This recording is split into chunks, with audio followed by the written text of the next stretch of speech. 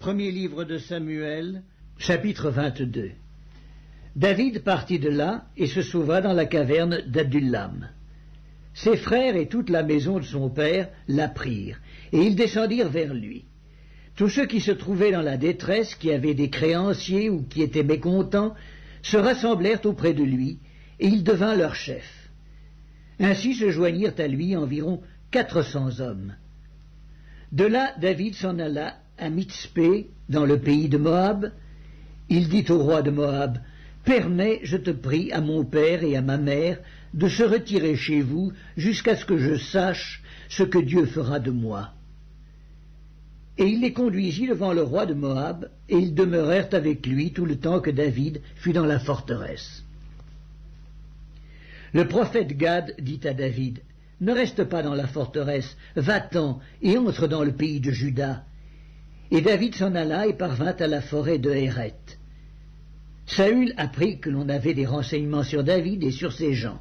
Saül était assis sous le tamarisque à Gibéa, sur la hauteur. Il avait sa lance à la main, et tous ses serviteurs se tenaient près de lui. Et Saül dit à ses serviteurs qui se tenaient près de lui, « Écoutez, Benjamites, le fils d'Isaïe vous donnera-t-il à tous des champs et des vignes? Fera-t-il de vous tous des chefs de 1000 et des chefs de 100? Sinon, pourquoi avez-vous tous conspiré contre moi, et n'y a-t-il personne qui m'informe d'Isaïe? Pourquoi n'y a-t-il personne de vous qui souffre à mon sujet, et qui m'avertisse que mon fils a soulevé mon serviteur contre moi, afin qu'il me dressât des embûches, comme il le fait aujourd'hui? » Doeg, l'édomite, qui se trouvait aussi parmi les serviteurs de Saül, répondit, « J'ai vu le fils d'Isaïe venir à Nob auprès d'Akimélec, fils d'Akitub.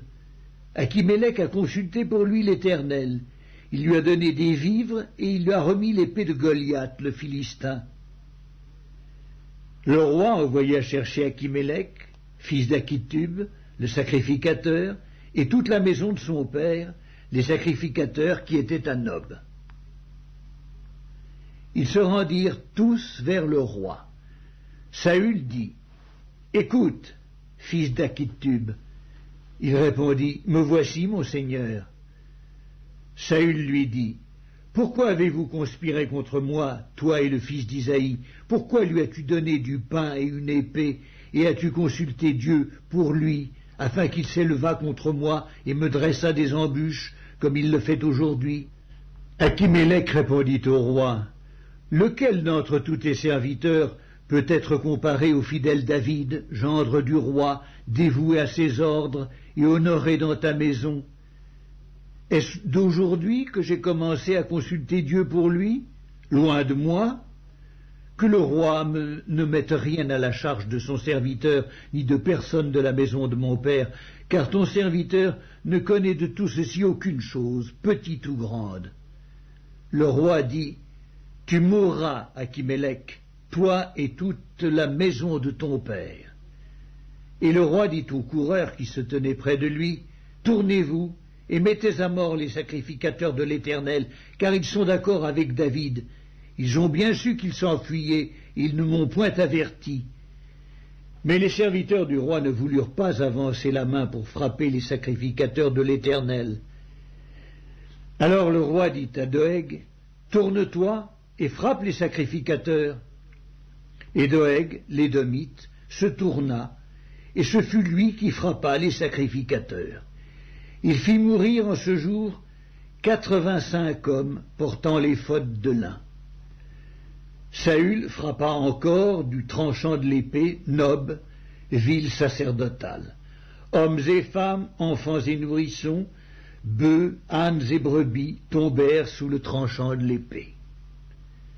Un fils d'Akimélec, fils d'Akitub, échappa. Son nom était Abiatar. Il s'enfuit auprès de David et lui rapporta que Saül avait tué les sacrificateurs de l'Éternel.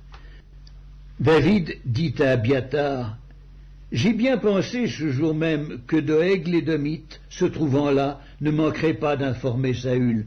C'est moi qui suis cause de la mort de toutes les personnes de la maison de ton père. Reste avec moi, ne crains rien, car celui qui cherche ma vie cherche la tienne. Près de moi, tu seras bien gardé.